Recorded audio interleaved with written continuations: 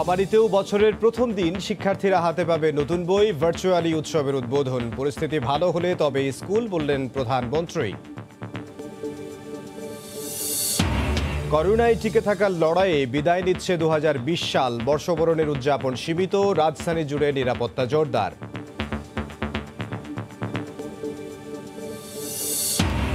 বত্রিশ বছর পর ঢাকার খালগুলোর দায়িত্ব ওয়াসা থেকে সিটি কর্পোরেশনের হাতে। উদ্ধারে শনিবার থেকেই মাঠে থাকার ঘোষণা তাপসের। পুরনো রূপ ফিরিয়ে আনার অঙ্গীকার আতিকের।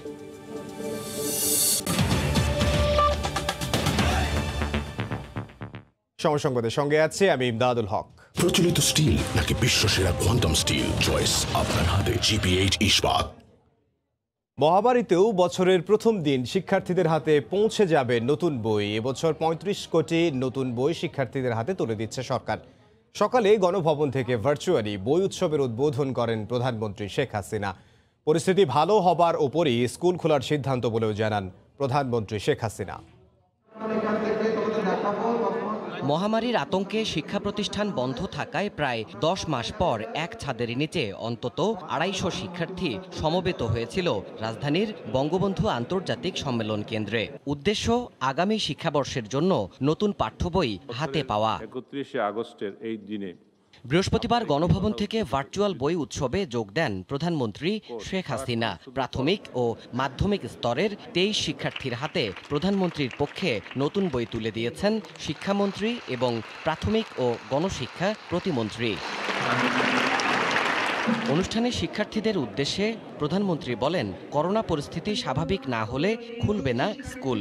আমরা যখন একটু সিদ্ধান্ত নিলাম যে স্কুল খুলবো, তখনই আবার নতুন করে দ্বিতীয় ধাক্কা আসলো করোনা ভাইরাসের। কাজে আমরা আমাদের ছেলে মেয়েদের কথা চিন্তা করি আবার স্কুল খোলা। এখন আমরা 15 জানুয়ারি পর্যন্ত সময় দিয়েছি। এর মধ্যে যদি অবস্থা ভালো হয় খোলা হবে, যদি না হয় আমরা করব না। কিন্তু শিক্ষা মন্ত্রণালয় উদ্যোগ নিয়েছে যে আমার ঘরে আমার স্কুল। প্রযুক্তির মাধ্যমে শিক্ষা কার্যক্রমে দক্ষ করে তুলতে শিক্ষকদের প্রশিক্ষণ বাড়াতে নির্দেশ দেন সরকার প্রধান। আধুনিক প্রযুক্তিতে এখন শিক্ষা কার্যক্রম চালানো হচ্ছে সারা বাংলাদেশে। সেই ক্ষেত্রে আমি মনে করি আমাদের শিক্ষকদের আরো ট্রেনিং করা দরকার। বাবা মা যা, তাদেরকে আমি অনুরোধ করব ছেলে মেয়েদেরকে নিয়ে সময় কাটাবেন বা তাদেরকে একটু ফিজিক্যাল এক্সারসাইজ যাতে হয়, অর্থাৎ কোনো খেলাধুলা সেগুলিও যাতে করতে পারে, সেই ব্যবস্থাটা নিতে হবে। ক্লাসরুমে যাওয়া হয়নি অনেক দিন। বন্ধুদের দেখা পেয়ে তাই খুশি শিক্ষার্থীরাও। সেই সঙ্গে ছিল নতুন বই হাতে পাওয়ার আনন্দ। একটা নতুন বই পেয়েছি, নতুন ক্লাসে উঠেছি, একটা আনন্দ আছে। অনেক দিন পর বন্ধুদের সাথে দেখা হলো, নতুন বই হাতে পাচ্ছি, নতুন বছর, এর জন্য খুবই ভালো লাগছে। করোনার মধ্যে স্কুল বন্ধ থাকার কারণে যে বই পাচ্ছে এটা খুব ভালো লাগতেছে। এবছর 151টি প্রেসে বই ছাপানো হয়েছে প্রায় 35 কোটি। মহামারীর বৈরী পরিস্থিতিতে বিদায়ী শিক্ষাবর্ষ অনেকটা ঘরেই কেটে গেছে দেশের কোটি শিক্ষার্থীর। শত প্রতিকূলতার মধ্যেও এবছর নতুন বই পেতে যাচ্ছেন শিক্ষার্থীরা। নীতি নির্ধারকরা মনে করছেন অচলাবস্থার মধ্যে নতুন বইয়ের ঘ্রাণ কিছুটা হলেও পরিস্থিতি পাল্টে দেবে। দেবাশিস রায়, সময় সংবাদ, ঢাকা। এদিকে প্রতিবারের মতো বছরের প্রথম দিন নতুন বই শিক্ষার্থীদের হাতে তুলে দিতে প্রস্তুত স্কুলগুলো। স্বাস্থ্যবিধি মেনে 12 দিনে নতুন বই দেয়া হবে। চট্টগ্রামে প্রাথমিক পর্যায়ে বই এসেছে 85%, মাধ্যমিক পর্যায়েও বেশিরভাগ বই চলে এসেছে। বিস্তারিত জানাচ্ছেন পার্থপ্রতিম বিশ্বাস। স্কুল বন্ধ, নেই আয়োজন, এরপরও বছরের প্রথম দিনে শিক্ষার্থীরা পাবে নতুন বইয়ের গন্ধ। স্কুলে তাই শেষ মুহূর্তের প্রস্তুতি। স্বাস্থ্যবিধি মেনে সবার হাতে বই পৌঁছে দিতে নেওয়া হচ্ছে ব্যবস্থা। এই যে করোনা পরিস্থিতি, 2021 সালের 1 জানুয়ারি বিনামূল্যে বই বিতরণ অনুষ্ঠানে সর্বোচ্চ প্রস্তুতি গ্রহণ করতে পেরে আমি নিজেও আনন্দিত। একটু উৎসাহে আমাদের ভাটা পড়লেও কিন্তু শিক্ষার্থীরা যে কোনো মূল্যে যখন বই পেয়ে যাবে তখন সেই উৎসাহটা, সেই ভাটাটা হয়তো জোয়ারে পরিণত হবে। চট্টগ্রামে প্রাথমিক পর্যায়ে বইয়ের চাহিদা রয়েছে 44,74,466টি বই এসেছে 36,37,069টি বই। গত বছর বই উৎসবের আগে পুরোপুরি বই চলে আসলেও করোনায় এবার সেটা সম্ভব হয়নি। ইতিমধ্যে প্রতিটি বিদ্যালয়ে বই চলে গেছে এবং সেখানে শিশুদের জন্য প্যাকেটিংও, প্রতিটি শিশুদের আলাদা আলাদাভাবে প্যাকেটও করা হয়ে যাচ্ছে। তো কালকে আমরা পৌঁছে দেবো এবং সেটি ধাপে ধাপে দেওয়া হবে। অন্যদিকে মাধ্যমিক পর্যায়ে বইয়ের চাহিদা রয়েছে 1,51,97,705টি বইয়ের। চলে এসেছে বেশিরভাগ বই। আমাদের মোটামুটি ম্যাক্সিমাম বই এসে গেছে। হ্যাঁ, আর যেটুকু সামান্য ঘাটতি রয়েছে সেগুলো এই যে এর মধ্যে এসে যাবে। এখন বই আসলে পথেই, আশা করছি আমরা শতভাগ বই বিতরণ কার্যক্রম এই নির্ধারিত সময়ের মধ্যে শেষ করতে সক্ষম হব। চট্টগ্রাম জেলায় প্রাথমিক শিক্ষা প্রতিষ্ঠানের সংখ্যা 2269টি আর মাধ্যমিক পর্যায়ে 716টি শিক্ষা প্রতিষ্ঠান রয়েছে বলে জানিয়েছেন শিক্ষা কর্মকর্তারা। করোনা মহামারীর কারণে এবার বই উৎসব হচ্ছে না, তবে স্বাস্থ্যবিধি মেনে বছরের প্রথম দিন শিক্ষার্থীদের হাতে তুলে দিতে হবে নতুন বই। এই কারণে শিক্ষা প্রতিষ্ঠানগুলোতে শেষ মুহূর্তের সকল ধরনের প্রস্তুতিও সম্পন্ন করা হয়েছে। চট্টগ্রামের ন্যাশনাল প্রাইমারি বিদ্যালয় থেকে পার্থপ্রতিম বিশ্বাস, সময় সংবাদ। অন্যান্য প্রসঙ্গ, 31st নাইট উপলক্ষে রাজধানীতে নিরাপত্তা জোরদার করা হয়েছে। গুরুত্বপূর্ণ এলাকার প্রবেশ পথগুলোতে যানবাহনে তল্লাশি চালানো হচ্ছে। এই মুহূর্তে গুলশানে আছেন সহকর্মী কামরুজ্জামান মামুন। বিস্তারিত জানতে সরাসরি চলে যাব তার কাছে। মামুন, আপনার কাছে কি তথ্য রয়েছে? ইমদাদ, জননিরাপত্তা ও করোনা মহামারীর কারণে কিন্তু এবার 31st নাইট উদযাপনে ডিএমপির পক্ষ থেকে বেশ কিছু নির্দেশনা রয়েছে এবং এই নির্দেশনার মধ্যে রয়েছে গুলশান, বনানী এবং বাড়িধারা এলাকায় রাত 8টার পর কিন্তু বাইরের কোনো যানবাহন প্রবেশ করতে পারবে না এবং রাত 8টার মধ্যে যারা এই এলাকায় অবস্থান করেন তাদেরকে কিন্তু স্ব গৃহে ফিরে যাওয়ার জন্য ডিএমপির পক্ষ থেকে নির্দেশনা দেওয়া হয়েছে। এছাড়া রাত 10টা থেকে কিন্তু সমস্ত ফাস্টফুডের দোকান সহ অন্যান্য যে দোকানগুলো রয়েছে সেগুলো আসলে বন্ধ রাখার জন্য ডিএমপির পক্ষ থেকে নির্দেশনা দেওয়া হয়েছে। আমরা গুলশানের একটি চেকপোস্টে রয়েছে এবং জানিয়ে রাখি যে আমরা দেখছি প্রত্যেকটি গাড়ি, যে গাড়িগুলো এদিক দিয়ে যাচ্ছে অধিকাংশ গাড়ি কিন্তু তল্লাশির আওতায় নিয়ে আসা হচ্ছে। অর্থাৎ যে তারা আইনশৃঙ্খলা বাহিনীর সদস্যরা যদি মনে করেন যে বা কোনো সন্দেহ করেন সেক্ষেত্রে কিন্তু তারা গাড়ি থামিয়ে তল্লাশি করছেন। তারা মোটরসাইকেল, সিএনজি, বিভিন্ন যানবাহন যেগুলো আসলে এই চেকপোস্ট দিয়ে যাচ্ছে সেগুলো থামিয়ে তারা এখানে তল্লাশি করছেন। তাদের যারা যাত্রী রয়েছেন তাদের ব্যাগ খুলে ব্যাগের ভেতরে তারা দেখছেন। আমরা দেখেছি দেহ তল্লাশি করতেও। জানিয়ে রাখি যে আজকে এই 31st নাইটকে কেন্দ্র করে কিন্তু নিরাপত্তা ব্যবস্থা ব্যাপক জোরদার করা হয়েছে। রাত সন্ধ্যা থেকে কিন্তু সকাল পর্যন্ত হাতির ঝিল এলাকাতেও কোনো ধরনের জনচলাচল, সব ধরনের জনচলাচলের উপরে নিষেধাজ্ঞা আরোপ করা হয়েছে এবং কোনো গাড়ি কিন্তু হাতির ঝিলে চলাচল করতে পারবে না। নিশ্চয়ই ইমদাদ, আপনি দেখতে পাচ্ছেন যে আমরা গুলশানের যে চেকপোস্টটি রয়েছে সেই চেকপোস্টে কিন্তু তল্লাশি চলছে এখন এবং তাদের যে গাড়ির পেছনে যে ব্যাগডালা তার ভেতরে যে জিনিসপত্র রয়েছে সেগুলো খুলেও আসলে আইনশৃঙ্খলা বাহিনীরা নিশ্চিত হওয়ার চেষ্টা করছেন যে সব ঠিকঠাক আছে কিনা। কেননা আপনি জানেন যে ডিএমপি থেকে যে নির্দেশনা দেওয়া হয়েছে যে কোনো ধরনের অপ্রীতিকর ঘটনা এড়াতে কিন্তু আইনশৃঙ্খলা বাহিনীরা সর্বোচ্চ তৎপর অবস্থায় রয়েছেন। ইমদাদ, গুলশান থেকে যোগ দিয়েছিলেন সহকর্মী কামরুজ্জামান মামুন। তিনি আমাদেরকে জানাচ্ছিলেন 31st নাইট উপলক্ষে রাজধানীতে নিরাপত্তা জোরদার করা হয়েছে, তারই সবশেষ খবর। 2020 সালের শেষ সূর্যাস্ত দেখতে সৈকত এলাকায় ভিড় করছেন দর্শনার্থীরা। এই মুহূর্তে কক্সবাজার সমুদ্র সৈকতে আছেন সুজাউদ্দিন রুবেল এবং চট্টগ্রামের পতেঙ্গায় আছেন শফিকুল আলম। আমরা যাব শফিকের কাছে। শফিক,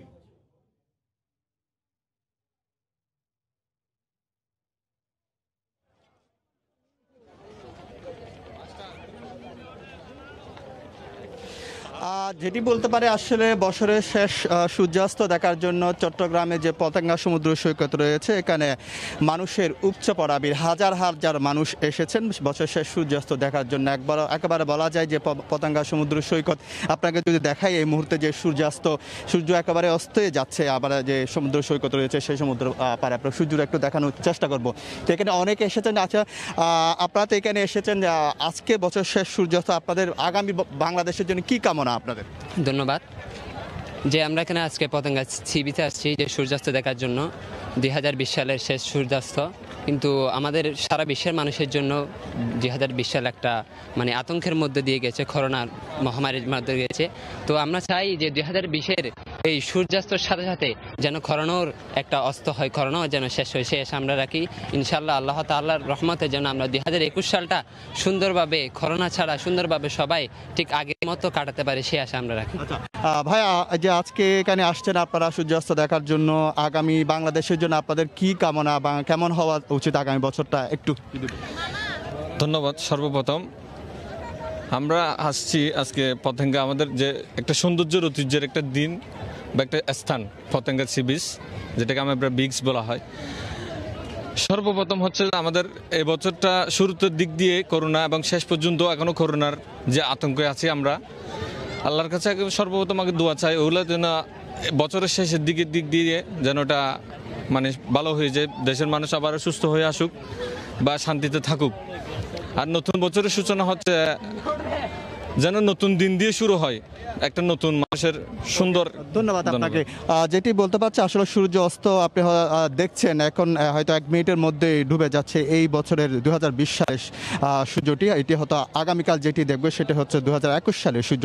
এখানে হাজারো মানুষ এসেছেন এবং এখানে হাজার মানুষের জন্য কিন্তু নিরাপত্তা ব্যবস্থা জোরদার করা হয়েছে। এখানে পতেঙ্গা থানার পক্ষ থেকে কিন্তু পর্যাপ্ত পুলিশ রাখা হয়েছে এবং যে টুরিস্ট পুলিশও রাখা হয়েছে। এই পতেঙ্গা সমুদ্র সৈকতটি হচ্ছে প্রায় 2 কিলোমিটার, প্রায় 5 কিলোমিটার এলাকা জুড়ে। এখানে মানুষের তীর ধারণের জায়গা নাই এবং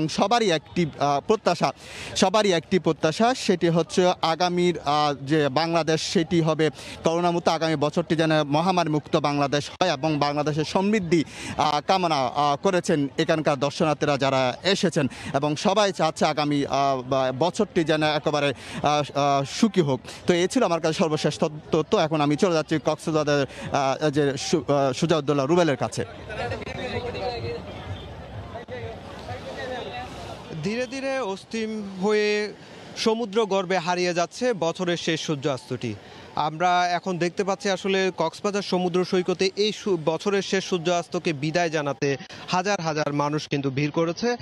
এখন সমুদ্র তীরের যে 4 কিলোমিটার সমুদ্র তীর রয়েছে যেখানে মানুষের সমাগম বেশি হয়, সে সমাগমকে কেন্দ্র করে কিন্তু পুরো সাগর তীর এখন মানুষে ভরপুর এবং তারা সবাই কিন্তু যে সূর্য রয়েছে বছরের যে সূর্যাস্তটি চলে যাচ্ছে সেদিকে তাকিয়ে আছে, আবার অনেকেই দেখছে আমরা ছবি তুলছে।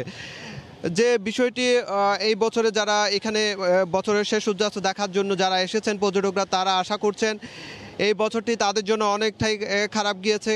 কারণ হচ্ছে যে করোনা পরিস্থিতির কারণে পুরো বছরের জীবনযাত্রাটা অস্বাভাবিক ছিল। তাই তারা নতুন বছর যে আগামী কাল থেকে যে সূর্য উদয় হবে, সে সূর্যে উদয়ের সাথে সাথে যাতে নতুন বছরে সবাই যেন করোনা মুক্তি লাভ করে এবং তাদের আগামী বছরটা যাতে ভালো যায় সেই প্রত্যাশাই করছেন। এখানে আপনারা দেখতে পাচ্ছেন যে আজকে সূর্য এটি ডুবে যাচ্ছে এবং সেই সূর্য ডুবার সাথে সাথে কিন্তু 2020 সাল আমাদের জীবন থেকে বিদায় নিতে যাচ্ছে। মানুষ আসলে এই বছরটি অনেক সীমাহীন দুর্ভোগে ছিল, যে বিষয়টি বলছে অনেকে মাস্ক পরা বা স্বাস্থ্যবিধি মানার। এই মাস্ক পরা এবং স্বাস্থ্যবিধি থেকে মুক্তি পাওয়ার জন্য অনেকে আসলে প্রত্যাশা করছেন সমুদ্র পানে দাঁড়িয়ে। এখন বিশ্বের দীর্ঘতম সমুদ্র সৈকতে ধীরে ধীরে আসলে ডুবে যাচ্ছে বছরের শেষ সূর্যাস্তটি এবং সেই সূর্যাস্ত ডুবে যাওয়ার সাথে সাথে কিন্তু অনেকে স্মৃতির পাতায় ধরে রাখার জন্য অনেকে আমরা সমুদ্র পাড়ে দেখছি সবাই এই বছরের শেষ সূর্যাস্তটিকে বিদায় জানাচ্ছে এবং সবাই এই যে করোনা থেকে মুক্তি পাওয়ার আসলে যে কামনা সেটিও করছে। আগামীকাল যে সূর্য উঠবে, সেই সূর্য ওঠার সাথে সাথে যাতে করোনা থেকে মুক্তি পায় এবং মানুষ যাতে আবার স্বাভাবিক জীবনে ফিরে আসতে পারে সেই আশা করছেন। আমরা দেখেছি যখন বিকেল 3টা হয়, সেই 3টা থেকে কিন্তু মানুষজন সমুদ্র সৈকতে যে 6টি পয়েন্ট আছে সেই 6টি পয়েন্ট দিয়ে মানুষের যে পদচারণা সেটি শুরু হয়। এখন আসলে আমরা সূর্য যে দেখার জন্য আসলে লোকারণ্য পরিণত হয়েছে কক্সবাজার সমুদ্র সৈকত। সমুদ্র সৈকতে আসলে যে 3টা থেকে এখন হচ্ছে 5টা চলমান, তবুও কিন্তু মানুষের কমতি নেই। মানুষ কিন্তু আসছে, আমরা দেখতে পাচ্ছি প্রচুর মানুষ, যারা সবাই আসলে সমুদ্রের বালিয়াড়ি পাড়ে দিয়ে সমুদ্রের যে সাগর তীর রয়েছে সেই সাগর তীরে দাঁড়িয়ে কিন্তু বছরের শেষ সূর্যটি অবলোকন করছে। এবং আমরা এই যে বছরের শেষ সূর্যাস্তকে কেন্দ্র করে যে বিপুল সংখ্যক পর্যটক দূর দূরান্ত থেকে ছুটে এসেছে, তাদের নিরাপত্তায় কিন্তু এখানে নানা ধরনের ব্যবস্থা নেওয়া হয়েছে। আমরা দেখতে পেয়েছি যে আইন শৃঙ্খলা বাহিনী কিন্তু সমন্বিতভাবে এখানে র্যাব, পুলিশ, এপিবিএন সহ জেলা পুলিশ এবং সব মিলিয়ে একটি সমন্বয় করে এখানে পুলিশের যে নিরাপত্তা, যে লাখো পর্যটক, সেই লাখো পর্যটকের নিরাপত্তায় কিন্তু ব্যাপক ব্যবস্থা নেওয়া হয়েছে। আমরা এছাড়াও হচ্ছে যে যারা হোটেল ব্যবসায়ী রয়েছেন তারাও আশা করছেন বছরের যে সূর্যাস্তটি ডুবে যাওয়ার সাথে সাথে নতুন বছর যে আসবে সেই নতুন বছরে যাতে তাদের ব্যবসাটা চাঙ্গা হয় সেটিও প্রত্যাশা করছেন। এখন হচ্ছে সমুদ্র গর্ভে আসলে বছরের শেষ সূর্যাস্তটি ডুবে যাচ্ছে এবং ডুবে যাওয়ার সাথে সাথে কিন্তু 2020 সালের যে সর্বশেষ যে সূর্যাস্ত সেই সূর্য ডুবে যাচ্ছেন। তো আমরা এখন চলে যাচ্ছি আমাদের চট্টগ্রামের সহকর্মী শফিকের কাছে। রুবেল, পতেঙ্গা সমুদ্র সৈকতের বুকে কিন্তু সেই সূর্যটি এখনই কিন্তু ডুবে গেল, অর্থাৎ আর হাজারো চেষ্টা করে কিন্তু এই বছরের শেষ সূর্যটি দেখার সৌভাগ্য হতো আর কারো হবে না, কারণ এখন যে সূর্যটা একেবারে ডুবে গেল। আপনি দেখছেন যে রাইটার জাহাজের ফাঁকে কিন্তু এই সূর্যটি ডুবে গেল সমুদ্র সৈকতে। তো এই সূর্যাস্ত দেখার জন্য কিন্তু দুপুর 2টার পর থেকে এখানে হাজারো মানুষের ভিড় জমে এবং হাজারো মানুষ আসে সর্বশেষ সূর্যাস্তটি দেখার জন্য। তো এখানে মানুষরা এসেছেন এবং তারা এই সূর্যাস্ত দেখছেন এবং সমৃদ্ধ বাংলাদেশে কামনা করেছে, মহামারী মুক্ত বাংলাদেশের কামনা করেছেন। তো এখন আমি আবার চলে যাচ্ছি কক্সবাজার সমুদ্র সৈকতে রুবেলের কাছে।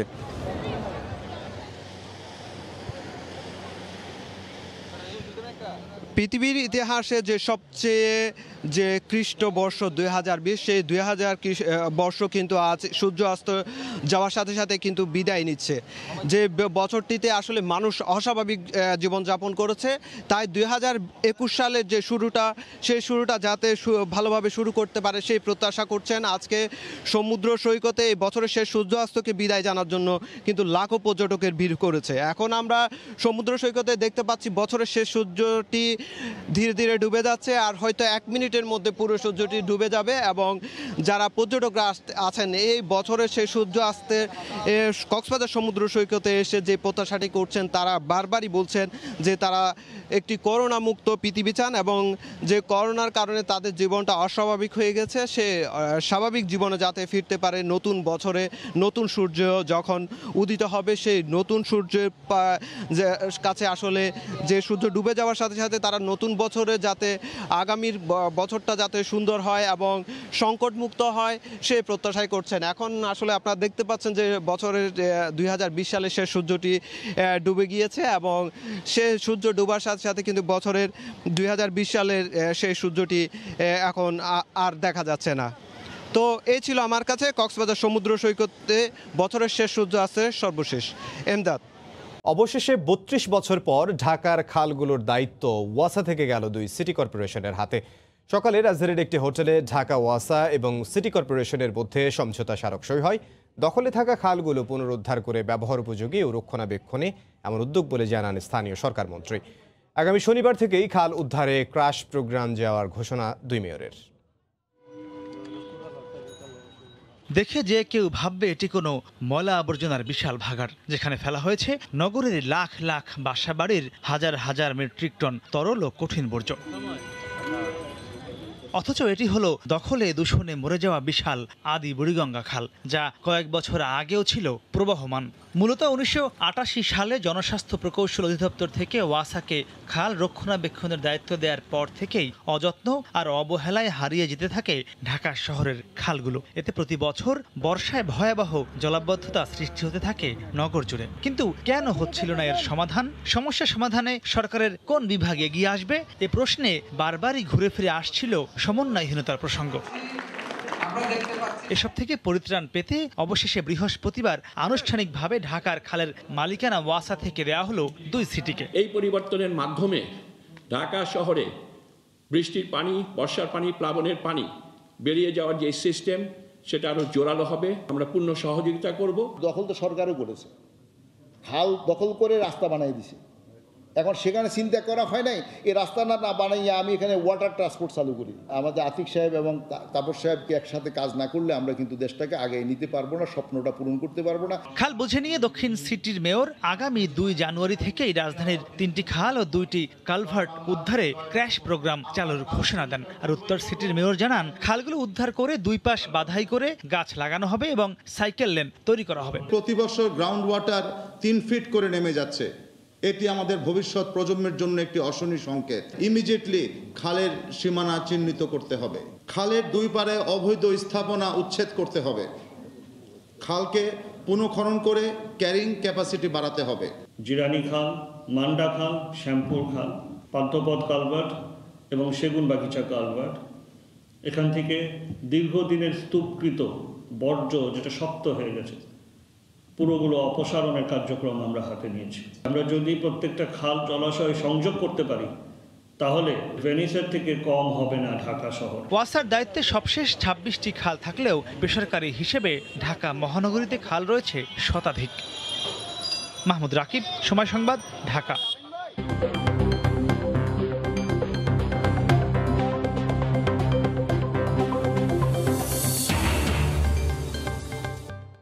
পদ্মা সেতুর নির্মাণ কাজে ব্যবহার হচ্ছে বিশ্বসেরা উপাদান। ব্যবহারের আগে নিশ্চিত করা হচ্ছে আন্তর্জাতিক মান। পরামর্শক প্যানেলের অনুমোদন ছাড়া প্রকল্পের কাজে কোনো উপাদান ব্যবহার করতে পারছে না ঠিকাদারি প্রতিষ্ঠান। ফলে এই সেতু 100 বছরের বেশি টিকে থাকবে বলে প্রত্যাশা করা হচ্ছে। সাইফুল ইসলামের ছবিতে এহসান জুয়েলের রিপোর্ট। মাওয়ার কুমারভোগ ইয়ার্ডের বিশালত্ব এবং এখানকার কর্মযোগ্য দেখলে যে কেউ টের পাবেন বিশ্বের অন্যতম সেরা নির্মাণ কাজ চলছে এখানে। পদ্মা সেতুর কাজে যে উপাদানগুলো ব্যবহার হচ্ছে সেগুলোকে উপযোগী করে তুলতে কাজ করা হয় বিশাল এই এলাকা জুড়ে। সেতুর পিলার তৈরিতে যে স্টিলের টুকরো ব্যবহার হয়েছে তার সবগুলো এসেছে চীন থেকে। একইভাবে 150 মিটার দৈর্ঘ্যের স্প্যান জোড়া দেওয়ার কাজ দেশে হলেও এর কাঠামোর স্টিলের টুকরোগুলো এসেছে চীন থেকে। সংযোগ সড়ক থেকে শুরু করে সেতু নির্মাণ কাজে যে পাথর ব্যবহার হয়েছে তা আনা হয়েছে ভিয়েতনাম, দুবাই, ভারত ও ওমান থেকে। তবে সেতুর বড় একটি অংশ জুড়ে ব্যবহার হচ্ছে বাংলাদেশের উপাদানও। প্রকল্পের পিলার, ভায়াডাক্ট, সংযোগ সড়ক সহ প্রতিটি কাজে যত রড ব্যবহার হচ্ছে তার শতভাগই দেশীয়। বেশিরভাগ সিমেন্টই ব্যবহার করা হচ্ছে বাংলাদেশি কোম্পানির। সবচেয়ে লংগেস্ট পাইল ড্রাইভ 120 থেকে 128 মিটার পর্যন্ত মাটির গভীরে গিয়েছে। এটা কিন্তু একটা বিশ্ব রেকর্ড। আরেকটি বিশ্ব রেকর্ড হইল যে স্প্যানগুলা 32 বা 33 টন ওজনের, সেগুলা যে বিয়ারিংয়ের উপরে বসানো হয়, আমাদের এটা কিন্তু একটা বিশ্বে সর্বোচ্চ 10,500 টন। এটাও কিন্তু একটা বিশ্ব রেকর্ড। রেলওয়ে স্ট্রিঞ্জারগুলো আনা হচ্ছে লুক্সেমবার্গ থেকে।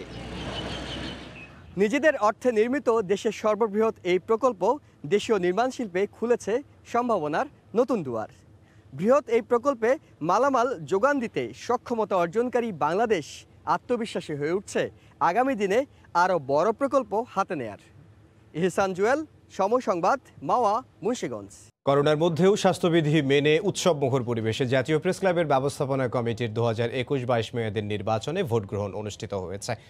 সকাল 9টা থেকে বিকেল 5টা পর্যন্ত বিরতিহীনভাবে চলে ভোট গ্রহণ। জ্যেষ্ঠ সাংবাদিক মুস্তফা জামিলের নেতৃত্বে 7 সদস্যের নির্বাচন পরিচালনা কমিটি জাতীয় প্রেস ক্লাবের এই নির্বাচন পরিচালনা করছে।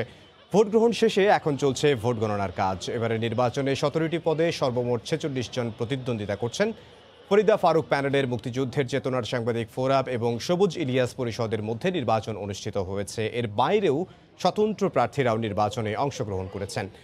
জাতীয় প্রেস ক্লাবের মোট ভোটার রয়েছেন 1151 জন। ভোটের লড়াইয়ে বিজয়ীরা আগামী 2 বছর জাতীয় প্রেস ক্লাবের নেতৃত্ব দেবেন।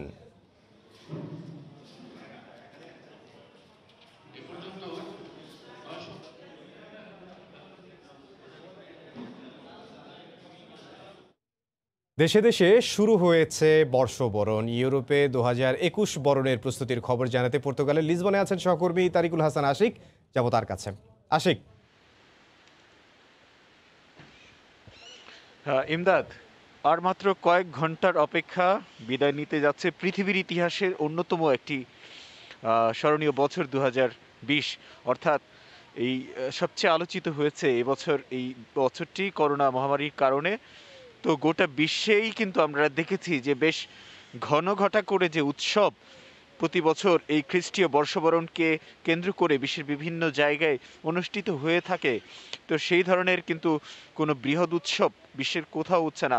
আমরা যদি ইউরোপের কথা বলি, ইউরোপের কোনো দেশেই কিন্তু ঠিক ওরকমভাবে লাখো মানুষের জনসমাগম নিয়ে আতশবাজির মাধ্যমে এবছর বর্ষবরণের যে উৎসব সেটি ইউরোপের কোনো দেশেই হচ্ছে না। পর্তুগালের কথা দিয়ে আমরা যদি দর্শকদের জানাই, পর্তুগালে কিন্তু আজকে রাত 11টা থেকে যে 10টা থেকে মূলত কারফিউ দেয়া হয়েছে, অর্থাৎ নাগরিকরা বাইরে থাকতে পারবেন না এবং এই কারফিউটি চলবে আমরা জানি যে আগামী 1, 2, 3 তারিখ পর্যন্ত। এর মধ্যে শুধুমাত্র সকালে কিছুটা সময় কারফিউ মুক্ত থাকবে নাগরিকরা। ঠিক একই রকমভাবে আমরা প্রতিবেশী স্পেনেও বিভিন্ন বিধিনিষেধ নাগরিকদের উপর আরোপ করতে দেখেছি এবং ইউরোপের প্রত্যেকটি দেশের সরকার কিন্তু নাগরিকদের গড়ে থেকে এবছরের যে বর্ষবরণ সেটির উদযাপনের আহ্বান জানিয়েছে। এছাড়া আমরা যদি ফ্রান্সের কথা বলি, ফ্রান্সে কিন্তু প্রচুর সংখ্যক অতিরিক্ত পুলিশ মোতায়েন করা হয়েছে যাতে এই খ্রিস্টীয় নববর্ষ উদযাপনকে কেন্দ্র করে কোথাও জনসমাগম না ঘটে, কোথাও কোনো যে বিশৃঙ্খলা না ঘটে এবং করোনা সংক্রমণ না বাড়ে। তো আমরা জানি যে এর মধ্যে যেহেতু করোনার নতুন সংক্রমণ গোটা ইউরোপ সহ গোটা বিশ্বকেই একটি উদ্বেগময় পরিস্থিতির মধ্যে ফেলেছে, তো এই বিষয়কে কেন্দ্র করে কিন্তু আরও সতর্ক অবস্থানে রয়েছে ইউরোপের প্রায় প্রত্যেকটি দেশের সরকার। তো আমরা জানি যে এরই মধ্যে ভ্যাকসিনের কার্যক্রম শুরু হয়ে গেছে। ভ্যাকসিনের কার্যক্রম শুরু হলেও সেটি বেশ সীমিত পরিসরে হওয়ায় কিন্তু এখনও প্রচুর সংখ্যক মানুষ আক্রান্ত হচ্ছে এবং প্রচুর সংখ্যক মানুষ মারা যাচ্ছে। তো এই বিষয়গুলিকে মাথায় রেখে এই বর্ষবরণের অনুষ্ঠান প্রত্যেকটি দেশই একরকম নিষিদ্ধ করেছে, একরকম সীমিত করে এবছর নতুন বছরকে বরণ করার যে প্রস্তুতি সেটি নিচ্ছে ইউরোপের দেশগুলো। তো ইমদাদ, এই ছিল আসলে পর্তুগাল থেকে গোটা ইউরোপের বর্ষবরণের যে প্রস্তুতি সেটির সবশেষ খবর। বর্ষবরণ প্রস্তুতির খবর আমাদেরকে জানাচ্ছিলেন পর্তুগালের লিসবন থেকে সহকর্মী তারিকুল হাসান আশিক।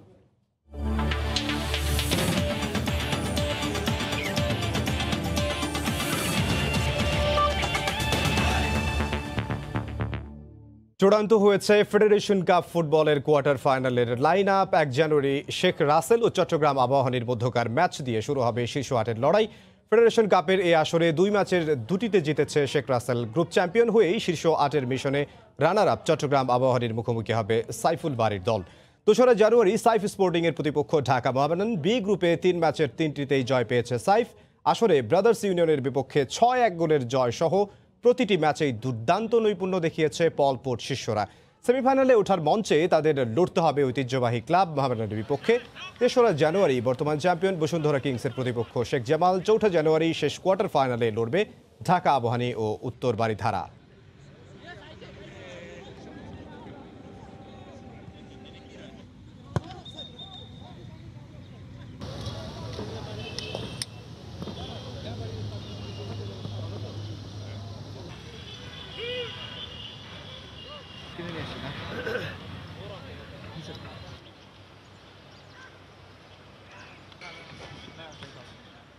এ পর্যায়ে শীর্ষ সংবাদ জানিয়ে দিচ্ছি আরও একবার।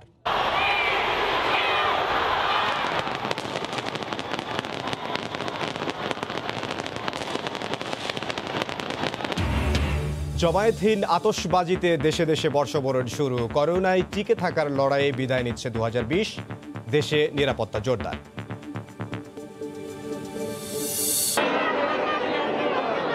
জয় বাংলা, জয় বঙ্গবন্ধু। মহামারীতেও বছরের প্রথম দিন শিক্ষার্থীরা হাতে পাবে নতুন বই। ভার্চুয়ালি উৎসবের উদ্বোধন। পরিস্থিতি ভালো হলে তবে স্কুল, বললেন প্রধানমন্ত্রী। এই ছিল এখনকার মতো। সঙ্গে থাকুন সময়।